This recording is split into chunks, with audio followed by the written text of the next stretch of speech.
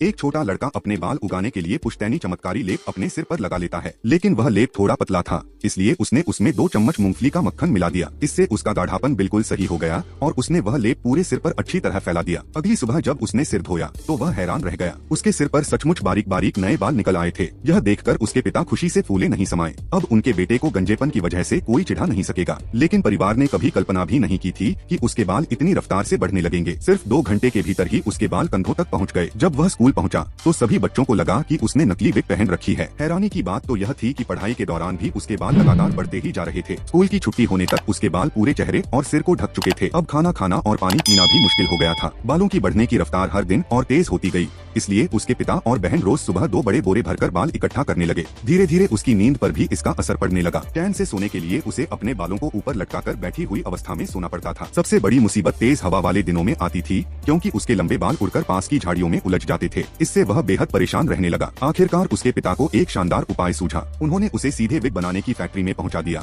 जहां उसके बाल इतने काम आने लगे कि अकेले वही सैकड़ों प्रोडक्शन लाइनों की जरूरत पूरी करने लगा।